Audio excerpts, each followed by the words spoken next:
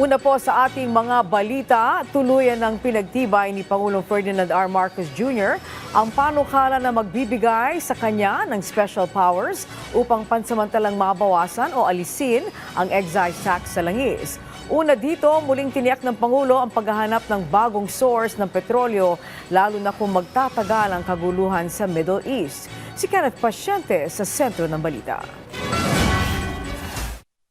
Pirmado na ni Pangulong Ferdinand R. Marcos Jr. ang Republic Act No. 12316 na nagbibigay ng emergency powers sa Pangulo na tapyasan o tanggalin ng excise tax sa mga produktong petrolyo hanggang December 31, 2028. Sa harap yan ng nagpapatuloy na tensyon sa Middle East na dahilan ng pagsipa ng presyo ng langis sa pandaigdigang merkado. Sa ilalim ng batas, maaaring ipatupad ang pansamantalang pagtigil o pagbawas ng excise tax sa ilang piling produktong petrolyo. Maaari itong gawin ng buo o bahagya, depende sa kasalukuyang kalagayan ng presyo ng langis.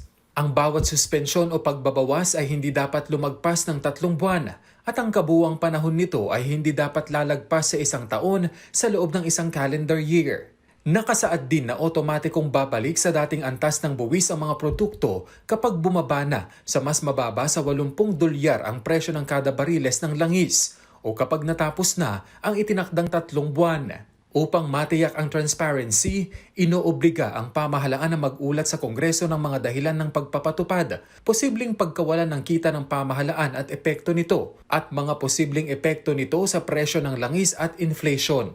Una nang sinabi ng Pangulo na pag-aaralan ng pamahalaan kung kailan ang tamang panahon para gamitin ang otoridad na ibinigay sa kanya. Ngayon, titignan ngayon natin kailan ang pinakamagandang oras, when is the best time to use that new authority. Because there are conditions within the law that have to be satisfied. But nonetheless, we are trying to determine. Bagaman tiniyak ng Pangulo na may sapat na supply ng langis ang bansa sa loob ng 45 araw, sinisikap pa rin anya ng pamahalaan na makahanap ng bagong mapagkukunan ng produktong petrolyo, lalo't hindi pa tiyak kung hanggang kailan magtatagal ang giyera sa gitnang silangan.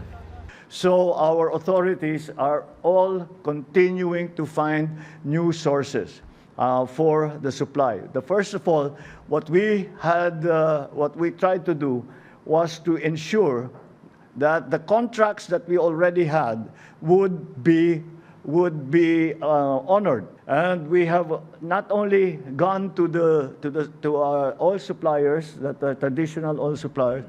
We have tried to explore other sources that are not affected by the war that is ongoing in the Middle East. And it would be premature to say that we have perfected contracts with them, but I think it's sufficient to say that the things are beginning to open up. Mismong ang punong ehekutibo na rin ang nagsabi na batay sa report ng Agriculture Department, aabot pa ang supply ng fuel-based fertilizer hanggang sa susunod na planting season. Sa supply naman ng fertilizer, dahil as you know, sa urea is a petroleum product. So that is a refined product na nanggagaling sa petrolyo din. Tuloy-tuloy, yung mga nagsusupply sa atin ay nakikipag-usap din tayo. At tinitiyak natin na meron tayong fertilizer supply.